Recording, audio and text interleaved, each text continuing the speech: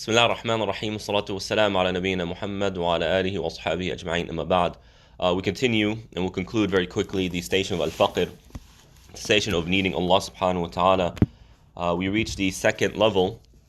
قال أبو إسماعيل رحمه الله تعالى الدرجة الثانية, the second level, الرجوع إلى السبق بمطالعة الفضل وهو يورث الخلاص من رؤية الأعمال ويقطع شهود الأحوال ويمحص من أدناس مطالعة المقامات. Okay, so this second level, essentially what it does for us and what we try to gain from it is how we can instill within us the reality that Allah subhanahu wa ta'ala is actually providing us, right? How do we still instill within us, I should reword that. How do we instill within us the reality that we are truly in need of Allah subhanahu wa ta'ala? And not only that this need is being satisfied by Allah subhanahu wa ta'ala. So the first level was about how do we live this notion of needing Allah subhanahu wa ta'ala. It's called faqr az-zuhad, the need of the people of zuhud.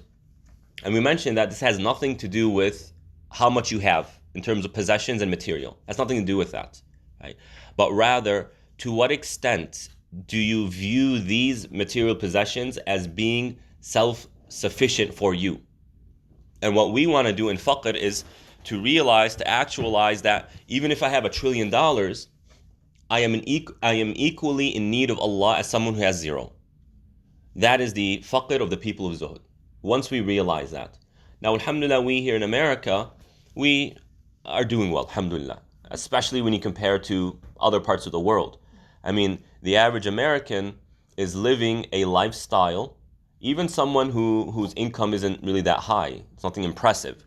But nonetheless, just the way American life is structured, is engineered, the average American has more to enjoy than the kings of old, the kings of the past.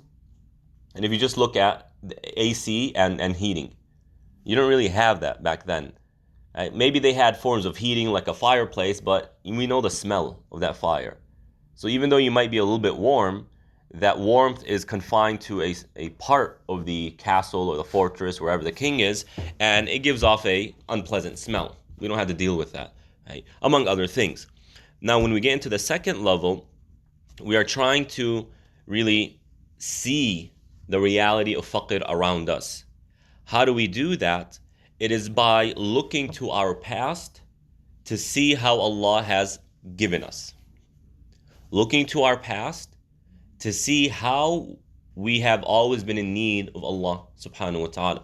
Right? And, walaikum salam wa rahmatullah, this concept of looking into our past is not new to this station. It's not the first time we're coming across this.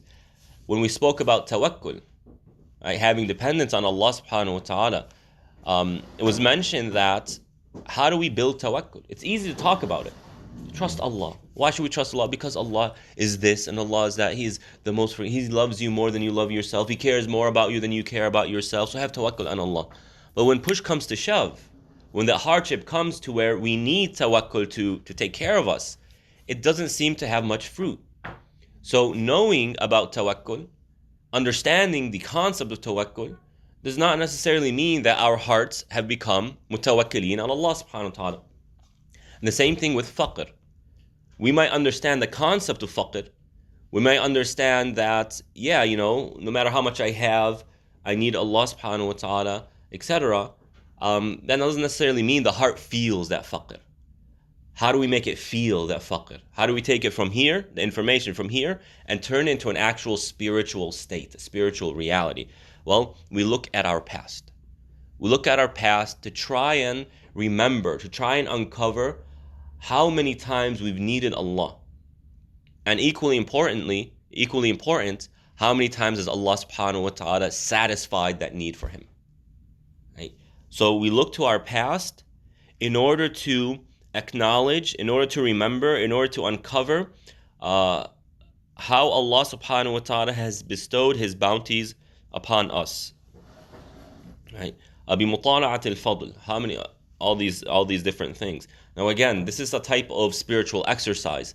First time you do it, something might not come to mind. You might not think, oh, this 1, 2, 3, 4, 5. You might not even think of one. That's kind of part of the exercise. When you start exercising and you start lifting weights, the first time you do it, you might be able to lift a weight once, maybe not even once. But with exercise, you do it more and more. Same thing when it comes to spirituality. Acknowledging how Allah is taking care of you, acknowledging your need for Allah subhanahu wa ta'ala. First time, you might not think of anything. Second time, you might remember, oh yeah, I remember that one time. Third time, it might be more, and you continue, right? And that is Allah subhanahu wa ta'ala providing you. He's giving you the barakah. You are doing something for the sake of Allah, and now Allah is giving you because you are doing something for the sake of Allah subhanahu wa ta'ala. And so when we do that, it really provides us with three things. يورث الخلاص من رؤية الأعمال.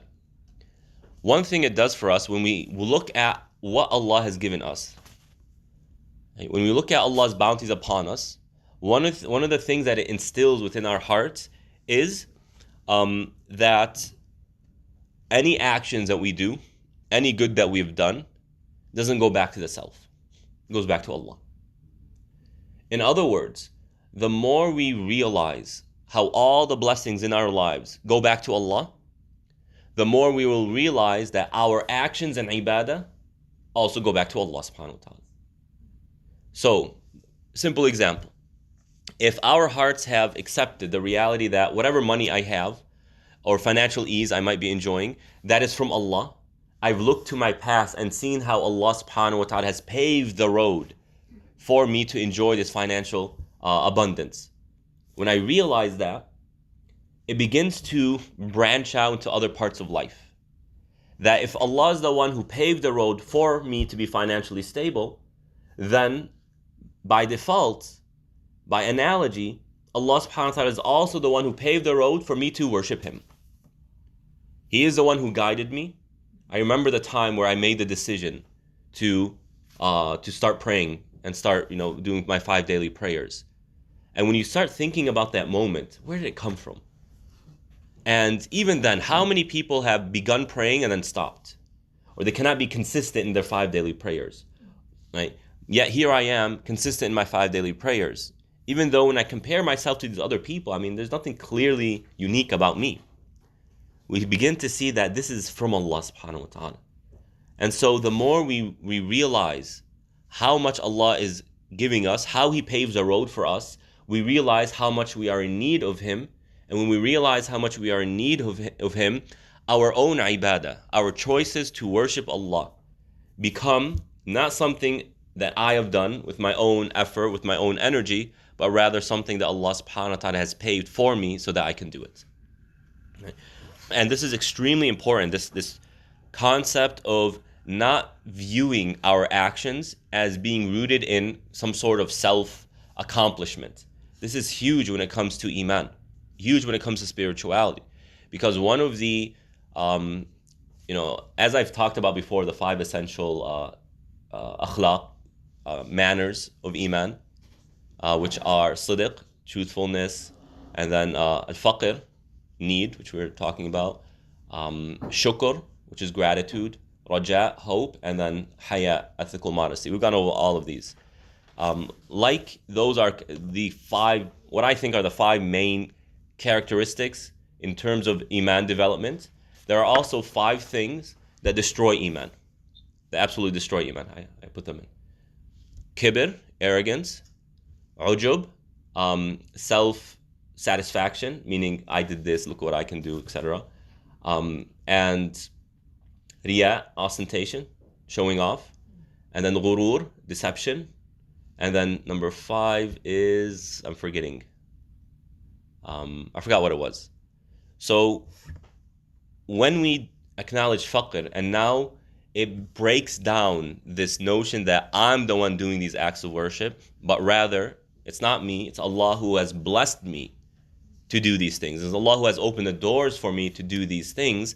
It really suppresses many of these detrimental things to Iman, like arrogance.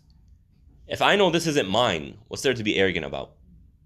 Most people who are arrogant because of their own accomplishments. Look what I've done, you haven't done that. Look at where I've reached in life, and look at all these people, they haven't reached that. It's normally about the I. Like Iblis, ana khayrun min, I, me. About the I, the me, right? Also, when it comes to ostentation, we show off. Well, if I think that this is from Allah, how can I show it off? Right? Among other things. So that's the first thing we benefit when we look to our past to see Allah's blessings upon us. The second thing is وَيَقْطَعْ شُهُودَ الْأَحْوَالِ. Something similar, but instead of our actions, it's talking about the Iman within. If arrogance and showing off and deception can occur with our physical actions, same thing can occur with the actions of our hearts. Some people might feel, I have so much khushu' now. You don't need to show it off in order for there to be major spiritual problems. Sometimes just thinking that, man, I'm awesome, that enough can absolutely nullify the action. And that can happen with our spiritual states. And the same thing with the third element is وَيُمَحِّصْ مِنْ أَدْنَاسِ مُطَالَعَةِ الْمَقَامَاتِ. A maqam. A hal, as a spiritual concept, is that temporary spiritual boost. Right? So when we're praying, we feel khushu'. We know that khushu' is temporary. Yeah. As soon as we finish with salah, we become distracted, we go about. It's not this constant khushu' of Allah subhanahu wa ta'ala. That's called a hal, a state. It begins, it's temporary, it ends. A maqam is a little bit more permanent in a sense that a maqam is something, what we call the station, or not station. A maqam is, I don't know what a technical translation for that would be, but a maqam is something that we actively try to apply. I am trying to have khushu'. I'm doing some things to have khushu'. Right? You see the difference? Hal kind of just comes.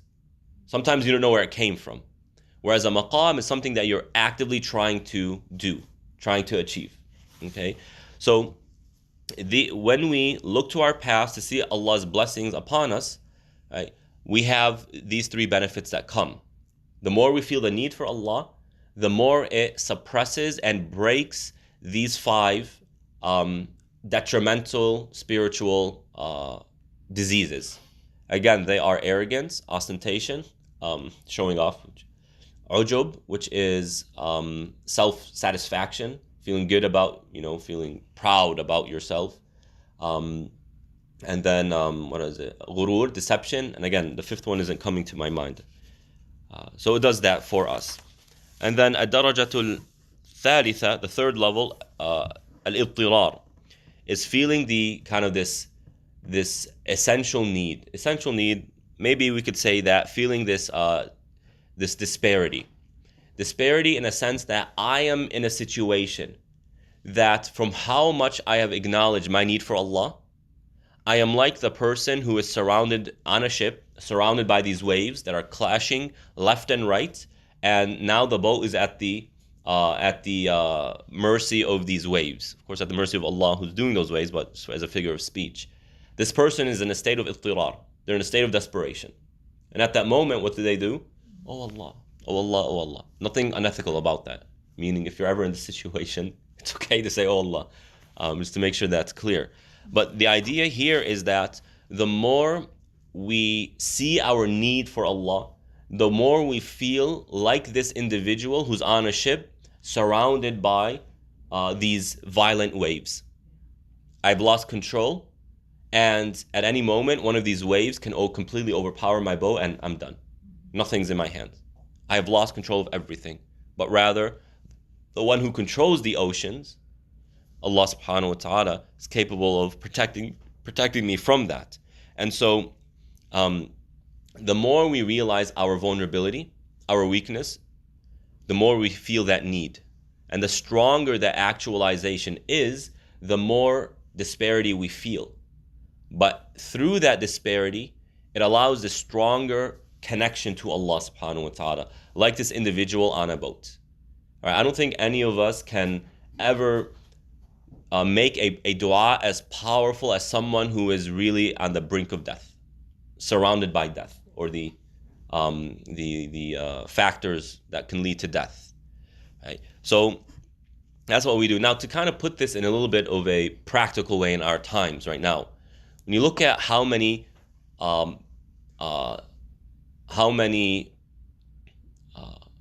harmful ideologies there are out there, how many people can misguide us, or even scarier, misguide our children, how much there is out there that is truly, as we say in spirituality, darkness. When we think of our circumstances today, we are surrounded by darknesses. The darkness of false religions, the darkness of corrupted theologies, the darkness of atheism, the darkness of materialism, darkness in terms of spirituality, right? We're surrounded by this. And the more we sit and think, and any parent probably have felt this, my children, how's their Iman gonna be? Can I overcome these challenges? It's truly distressing. So you feel like you're just surrounded by darknesses and waves of darknesses. And when you begin to think, okay, where is there light in this world? This is actually quite scary. Where could we go? Where could we go? I'm talking about in this world. Where could we go? We go to the Muslim world. It's equally dark. It's equally dark. Where can we go? Literally, where can we go? And even if we want to go, I'm going to go to this Muslim country. The financial situation is simply unviable. How are my children? What are my children going to do? How are they going to get a job? And if they get a job, how bad is the pay going to be? The poverty rates in at least in the Middle East are so high, incredibly high. And the countries in the Middle East that are doing well continue to restrict and limit non-natives from enjoying whatever blessings Allah subhanahu wa ta'ala has blessed them with. Where could we go? And even those regions, you see kind of a type of decline going. And it seems like there is absolutely no light on this earth left. And the only light that there is what you can make for yourself through Iman. Of course, what Allah will provide us through Iman. That's it. And so the more we think about this and we feel that we are surrounded by the darknesses, right, we enter the state of disparity. But this faqr is telling us what? That's actually good for you. Faqr comes, takes that disparity, takes that reality and says, you forgot about a light. A light so powerful that it can completely overpower all the darknesses there. And it's the only path that we have. So although it's really distressing to think about all the darknesses around us, in a way, Allah subhanahu wa ta'ala has provided us through that darkness, through these darknesses, a great blessing. That there's only one place to go to find light. We have no choice. So we go to it. Allah made it easy. We don't have to sit there, is this the light, or is that the light, is that the light, is that the light? We know there's only one light. Go to it. When we go to it in that sense, feeling that anything can corrupt my children. There are so many things that can corrupt my children, so many things that can destroy my children or myself. We enter that disparity, but through that disparity, we reach out to Allah subhanahu wa ta'ala with sincerity, with this need of faqr. Ya Allah, how can I deal with this? My child comes to me with thoughts of atheism. I know I don't have the knowledge to discuss this with him. And I know he's too stubborn or she's too stubborn to go and sit with the sheikh. Okay? We have this. Or with homosexuality, or with liberalism, or with any of these things. Okay? What can I do if my child comes and says, Mom, Dad, I'm coming out. I have feelings for the same gender. What can we do then? Right? And so we feel this need, but that need is then channeled to Allah subhanahu wa ta'ala, who is able to overpower everything. And just on a note of homosexuality, because this is a very relevant topic for us, really Allah subhanahu wa ta'ala put the story of Lut in the Quran multiple times. And in our times, we could really see the wisdom behind that. And always focused on this homosexual part. And one of the things that are mentioned in terms of the story of Lut, in Surah Al-Shu'ara, 26th chapter, Lut tells his people, "Inni li'amalikum min al-qalin." I despise what you're doing. He said that publicly. I despise this behavior that you're doing. And then after, what does he say? "Rabbi najjini wa ahli mimma ya'malun." Oh Allah, save me and save my family from what they're doing. And so these two things provide us with immense light in this topic of homosexuality. It tells us what we need to do. One, we need to keep our hearts in check. As studies are showing, statistics are showing here in America, Muslims in America are becoming increasingly more accepting of this behavior. Right? It's actually quite startling. And now you have Muslims coming out and saying, there's nothing wrong with it. Allah created them this way. Why would it be haram? There's nothing in the Quran that says it's haram. And all this nonsense. Right? And so we need to keep our hearts in check. As Allah is teaching us through the story of Lut, that we say, we despise this action. Now they'll come and say, no, we don't accept that. You cannot despise the action without despising the person. We say, we disagree, we despise your action. And we could despise your action without becoming violent towards you. Right? So we don't have to accept their paradigm. So keeping our hearts in check and making sure that that's transmitted to our children, right, in a wise way. And at the same time, making dua. Because this has something to do with desires. And in my own conversations with imams who have training in therapy and they deal with these situations, some have said that, look, this is just a fitna that really does not have much of an explanation in terms of where it's coming from, what it's rooted in. And so we really have nothing except to say, Ya Allah, protect us from this.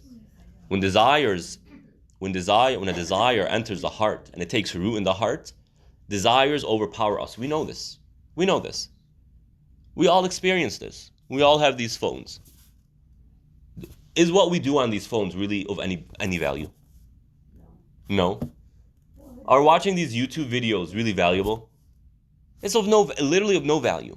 Little value. Unless you're watching some lecture or you're talking to your parents or your family members, something like that. But most of the hours we spend on this phone is absolutely meaningless. Yet we're addicted to it. We still do it. Why? Because the desire is in the heart. We want to do it. We enjoy doing it, etc. And the same thing when it comes to these feelings. If it enters the heart, it overpowers. And it cannot be overpowered. Except if Allah puts in the person the will to overpower it. That's it. Right?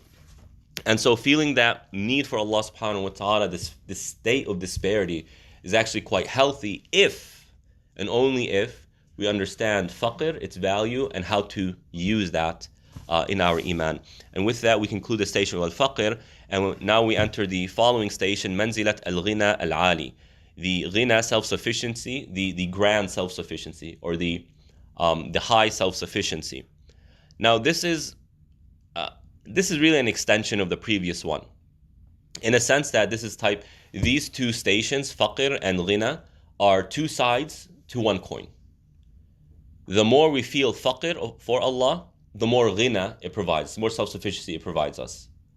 The more we feel self-sufficient, the less faqr we will enjoy.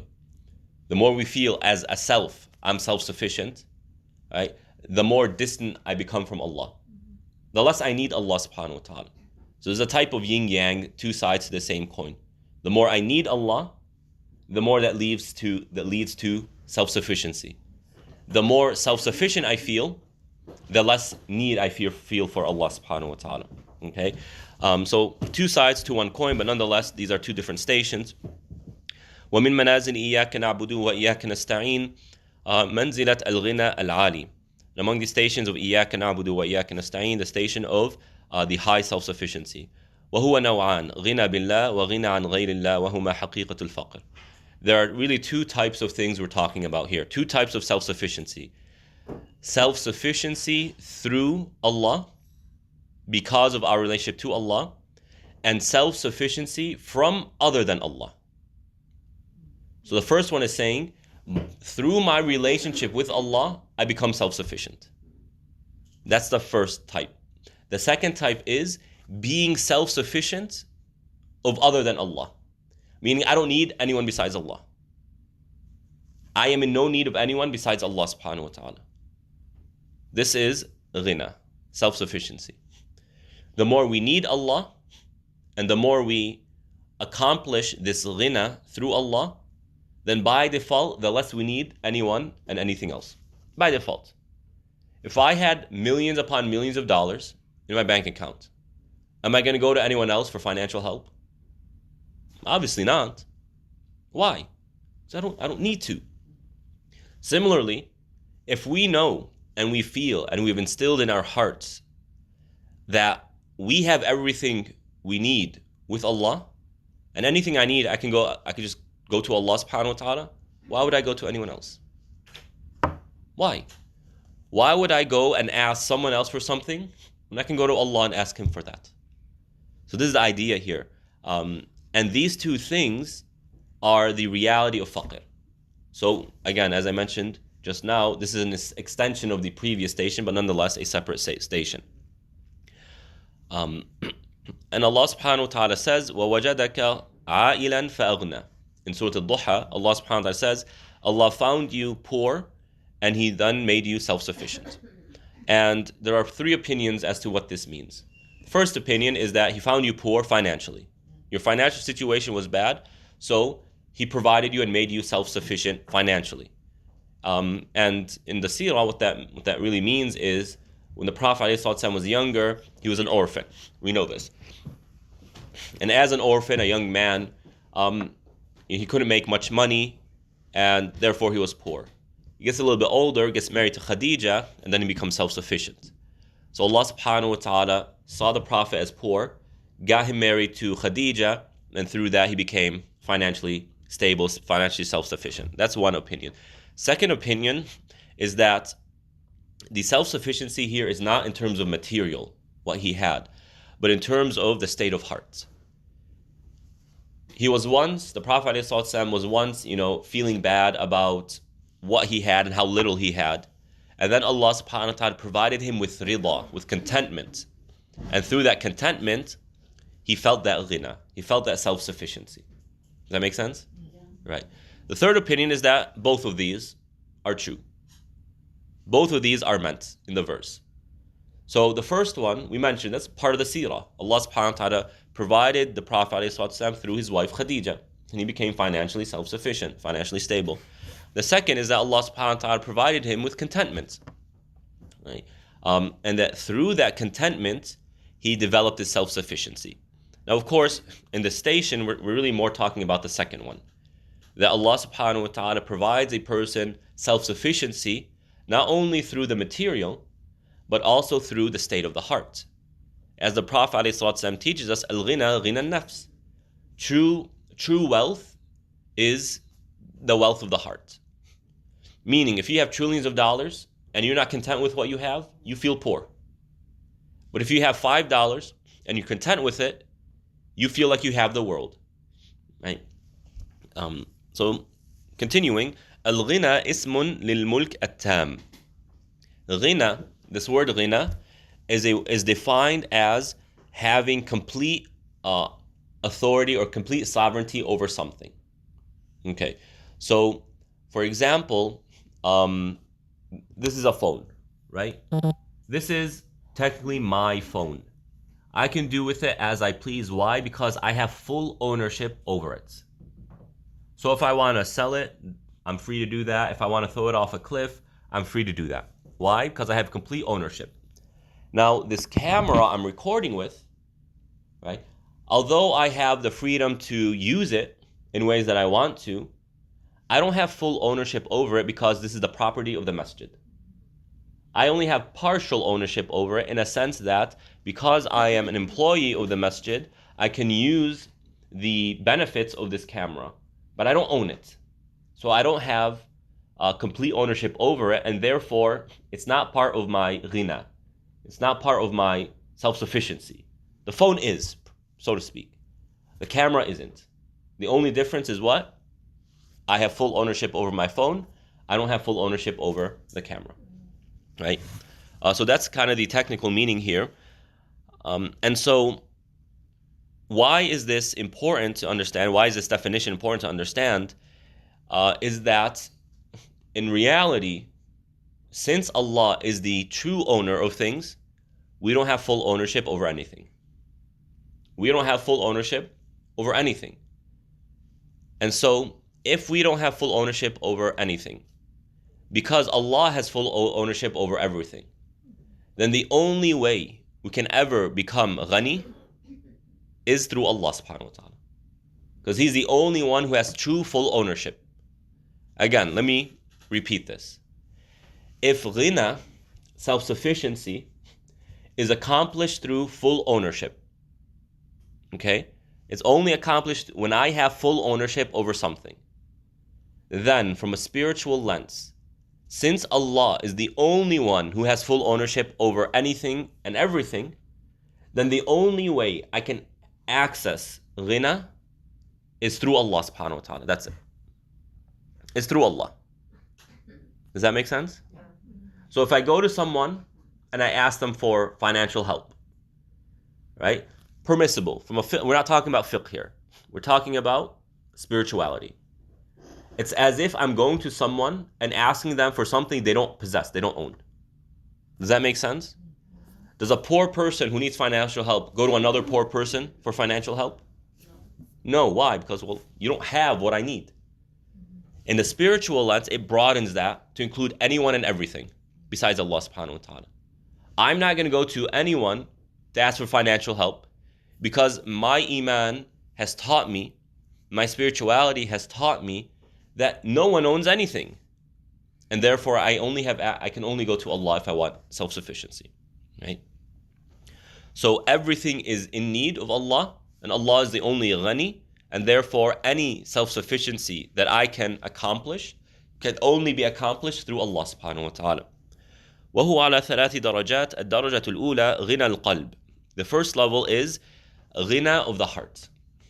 Ghina that occurs in the heart. When the heart feels like I have it all.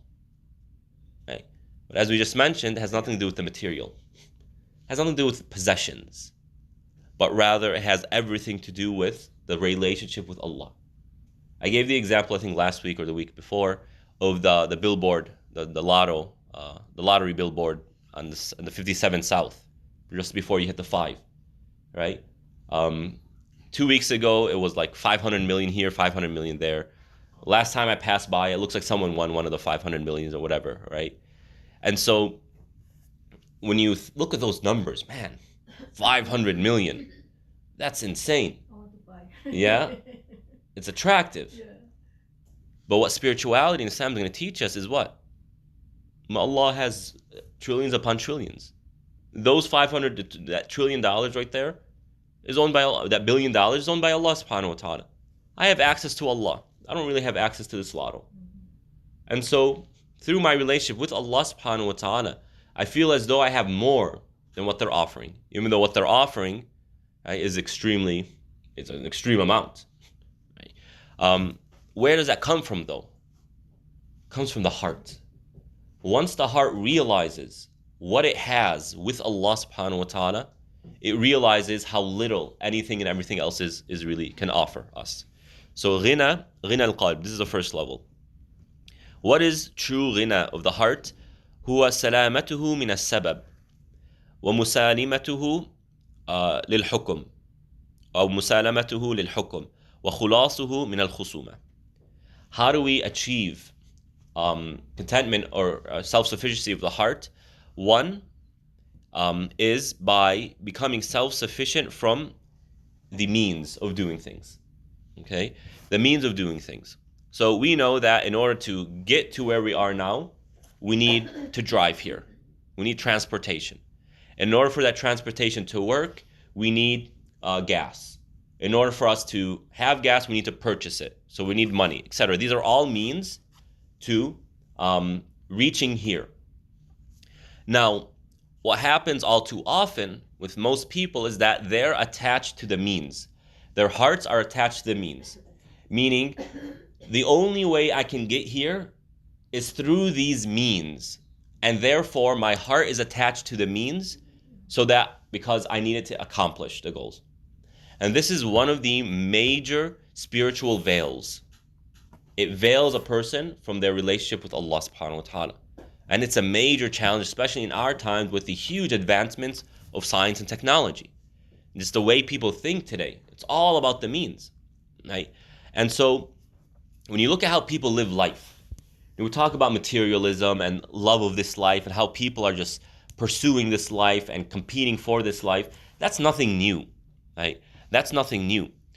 But from a little bit more spiritual angle, this attachment to this life perhaps is partly or very much rooted in the technological advancements, in a sense that these technological advancements has made us feel as though we have power over the universe, over the world, in a way where I no longer need other things.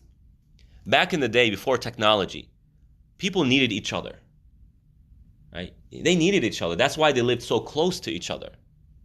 And you find that families and extended families live in a particular area. Why? Because something goes wrong. I don't have the technology. I don't have the transportation. I can't do it. Therefore, I need people close to me so that if there's some sort of emergency at any time, I can call them and they're going to come and help. In our times today, technology has taken over that role. And so you see how that's changed society. This structuring, this engineering of how people live here in America, home is separate from home, separate from home. And the people living around you, the entire neighborhood, not a single one of them is in any way related to you. That's very new. Not only is it new in terms of human history, it's actually pretty unique in terms of the reality of the world today. When we go to the Eastern world, people are living right next to each other. It's not just because of the financial capacity. It also has to do with the lack of advancements in technology. Insurance, for example, we cannot live the way we live without insurance. I no longer need the help of my family. Why? Because I have insurance. Something goes wrong, insurance pays for it, whatever. Life goes on. Something goes wrong, emergency, call the ambulance, the hospital takes care of it. That's it, right? And so perhaps one of the major spiritual challenges today is that because of these technological advancements, people have developed this false sense of domination over what they have, over self-control. And so when people pursue careers, they pursue education, they pursue professionalism, it's because they see as this is the means towards self-sufficiency. So their hearts are extremely attached to these things. Why? Because self-sufficiency occurs through these things. Spirituality, Islam comes and says, it's not how it works. That yes, we are obligated to take the means. We are obligated to live life in accordance to the means. Why? Because Allah created the world that way. And so when we live by the way Allah has created it, acknowledging that this is how Allah created it, and He created it this way for a wisdom, that's submission to Allah subhanahu wa ta'ala. But we are not fooled to think that if we have access to the means, then by default it will lead us to the end. We're not foolish in that sense. We know that the means, this, is nothing more than fulfilling what Allah has told us to do. How things work, how it gets me there, that's in Allah's hands. Qada and qadar. Right? So, how do we develop the ghina of the heart? Well, we need to break that attachment with the means towards things. Right? Also, conversely, when we have ghina of the heart, we no longer see the means as very important. Not in a sense that I no longer need to take the means. It's not what we're talking about. We need to do the means. But I am not fooled into thinking that just because I am doing these things that are supposed to lead to a particular end, I don't think that, I'm not fooled that it's automatically going to take me there. It will only take me there by the permission of Allah, by the will of Allah subhanahu wa ta'ala. And again, this isn't something easy to overcome. To be very real. It's not easy to overcome. But nonetheless, it could be overcome. I don't think now is the time to really get into the details here. I think we've talked about it here and there. But it's such a major topic, such a long one that I personally haven't fully developed myself. So Perhaps maybe another time we can really focus on this, zero in on this to see how we can get over it. But ghina of the qalb, of the heart, can only be accomplished when we kind of break down our relationship, our attachment to the means. Likewise, when we achieve self-sufficiency of the heart, these means play less of a role in our hearts, specifically in our hearts, right? And Ibn al-Qayyim says something very beautiful here. He says, وَكُلُّ مَا سَكَنَتِ النَّفْسُ إِلَيْهِ فَهِيَ فَقِيرَةٌ إِلَيْهِ. Anything that the heart feels tranquility with, that is a sign that the heart is in need of that. The heart is in need of that, right? And so if we want to test what our heart really feels a need for, where our heart really is in terms of this need, this idea of need, we need to look to what our hearts feel comfortable with, feels tranquil around. What gives our heart tranquility? So, I was having a discussion with a non-Muslim once, and they asked me, "You don't drink alcohol?" I said, "No." Right? And I was younger now. I was younger when I was talking to this person, and I said, "Could you live without alcohol?" And the person sat and thought, and they said no. Said they couldn't. So this person's heart is in need of alcohol, right? And therefore, when it has alcohol, it brings it this tranquility, this comfort. So we need to look how much comfort is brought to our hearts when we think of Allah, when we read the Quran, when we pray, when we do ibadat. How much comfort does it bring our heart? How much tranquility? The more it brings, the healthier we are in the station of faqr, and the more ghina we will accomplish. The less, it means we have more work to do. So that's the first element. The second element, musalamatul hukum, is we submit to the adjudication of Allah subhanahu wa ta'ala. And adjudication, we always say, is two types. Allah's judgment when it comes to His religion, the halal, the haram, right, the wajib, the fard, these things. We are in a state of submission to these things. And the other one is qada and qadar. Allah's hukum, Allah's adjudication when it comes to qada and qadar. Right? Things happen out of our control. There's nothing we can do to stop it. There's nothing we can do to prevent it. When it happens, there's nothing we can do about it. This is what we're talking about here. And so, in order to have ghina of the heart, we need to learn how to submit to Allah's commands and to Allah's qada and qadar. Also, conversely, the more ghina of the heart we have, the more submissive we become to Allah's commands, as well as to His qada and qadar. Right? How do we develop it? Again, we've been talking about this every now and then. It's about having that trust in Allah, that what Allah has commanded is only good. And whenever I apply and submit to Allah's commands, it only results in good. Same thing with Allah's qada and qadar. Whatever Allah's qada and qadar brings to my life, I know Allah as being the all-wise, the all-knowing, the all-compassionate.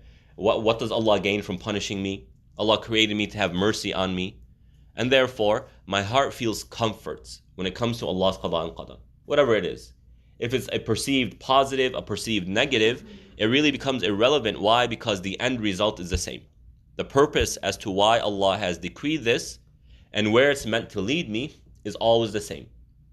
And that is, Allah decreed it for my own self-interest, for my own good, and it will lead to my self-interest, lead to my good. And so we develop this submission to Allah subhanahu wa ta'ala. And then the third element is khulasuhu min al-khusuma. Really preventing ourselves from entering into arguments, right? With the exception of arguing on behalf of Allah subhanahu wa ta'ala. So someone is doing a haram, speaking about the religion wrong, and you have the knowledge, the ability to address this person. This is not what we're talking about here. This is something that Allah subhanahu wa ta'ala loves because we're defending the religion. What this is talking about is about the self. When we argue on behalf of the self and for the self.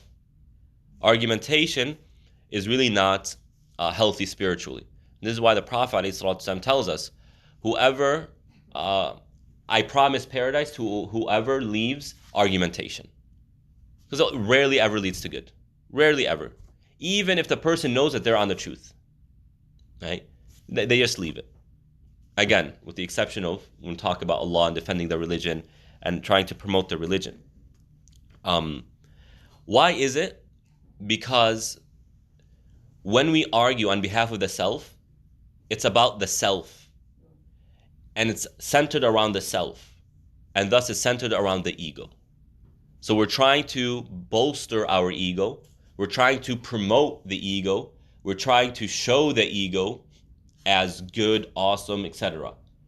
And to simplify this, when the person is centered around the ego, when the person is attached to the self, their ego, this is the health, this is the grounds upon which the five major detrimental spiritual traits come about, which I mentioned earlier. Arrogance.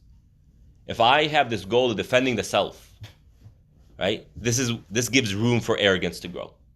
If I want to defend the self, why is it? What is the goal when we defend ourselves? I'm not talking again. We're not talking about if I am accused of something falsely. Yusuf alayhi salam defended himself when he was accused of having a relationship with an illicit relationship with the wife of the Aziz. He defended himself, right? We're not talking about that.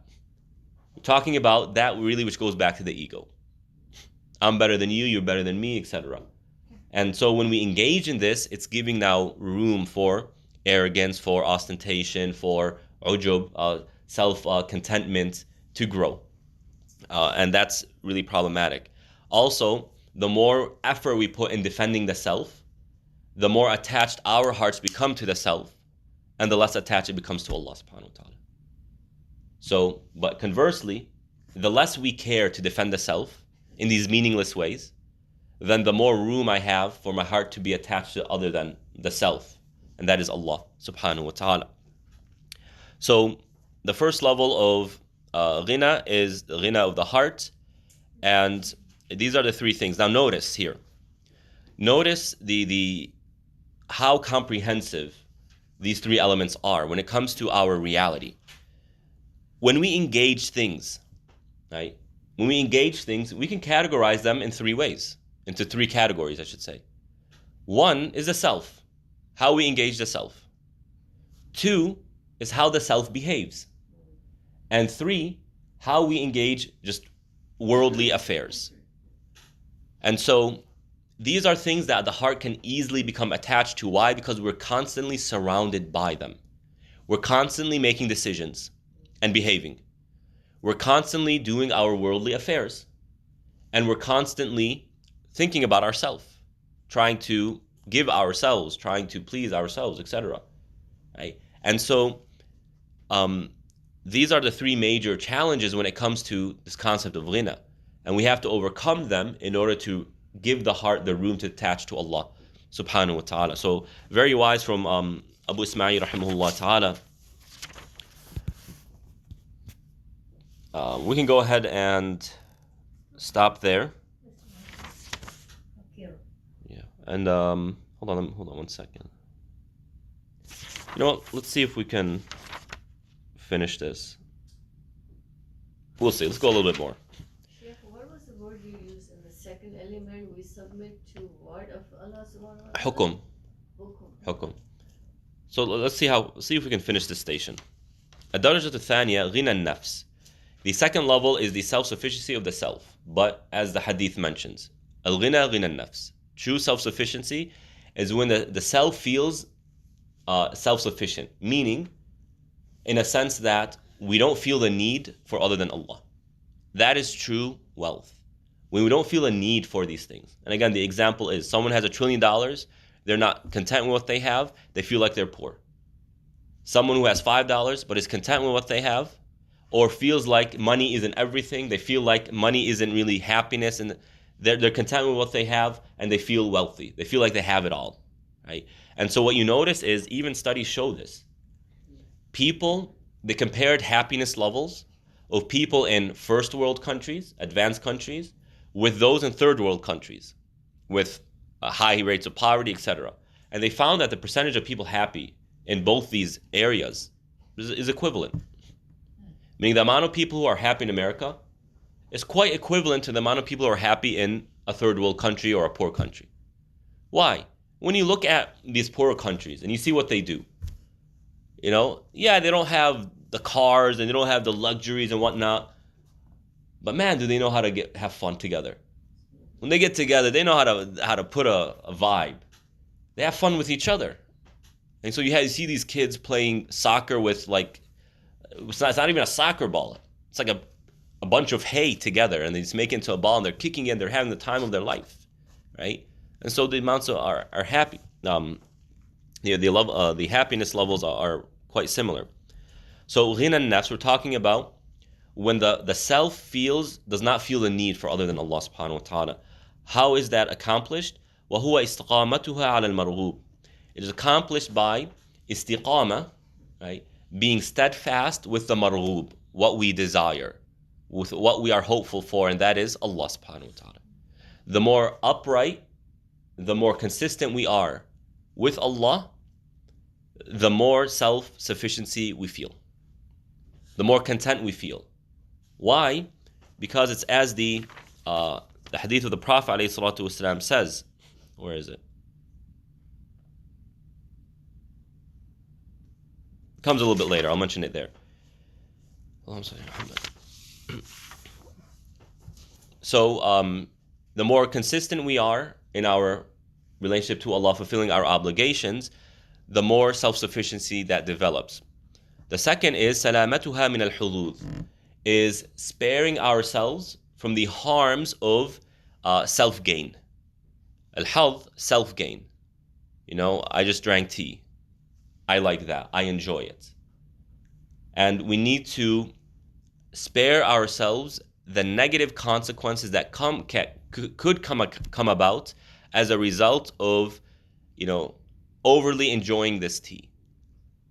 Okay? What do I mean by that? Enjoying it in the sense that, this tastes good is one thing. But feeling that I cannot function properly unless I have my tea, and that something is missing in my life if I don't have tea, that's a different thing, right? So again, going back to the concept of zuhud and how we explained it several months ago, it's not about a lack of possessions. It's not about rejecting the material, but rather the state of heart when it comes to its attachment to these things. I have tea, alhamdulillah. I thank Allah for bringing to us this flavorful, delicious drink. If I don't have tea, life goes on. It doesn't reduce, the pleasures of life. It doesn't make me feel like I'm missing something, right? So we need to learn how to preserve our hearts from the negative spiritual consequences of being attached to our desires. And then finally, the third one, وَبَرَاءَتُهَا مِنَ الْمُرَاءَاتِ, is separating ourselves from riya, from ostentation, showing off. Why? Because showing off is about wanting from people that which satisfies the self. So when you look at the psychology of a show-off, what is it? They're so attached to other people that they feel the need for them to praise me. Why? What does it go back to? It goes back to that attachment to those people. And the more I care for the praises of people, the more I'm concerned with the negative opinions of people, the more I become a slave of them. We have a perfect example. Politicians, right? They need the votes. And so rating levels and what the media is saying about them and their praise and all this is very important to them. Why? Because, I need to get elected or re-elected. And so they become a slave to the people. Now, from a political standpoint, that's nothing unethical, so to speak. But I'm trying to give you an analogy here. When our ambition or our thought process becomes the praise of people, what essentially happens is my heart becomes attached to the people and thus disconnected from Allah. Someone who riya is heavily rooted in the heart, cares all about what people are saying and can care less about what Allah is saying. So by default, if you care about what Allah is saying, you could care less about what other people are saying. If Allah is pleased with what I am doing, I could care less about whether people are happy with me or not. But someone who's a show-off can care less about what Allah thinks, cares everything about what people are saying. And this is how the hadith presents it to us. Whoever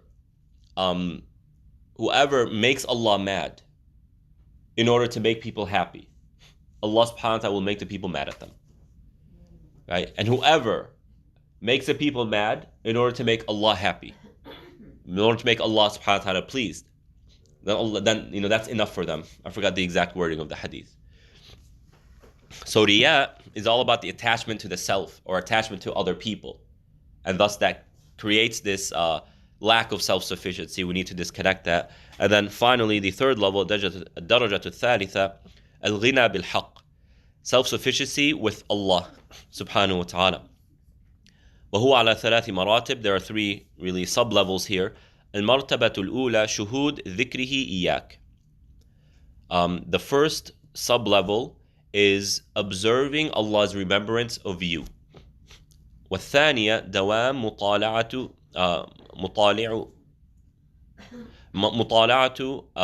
أوليته.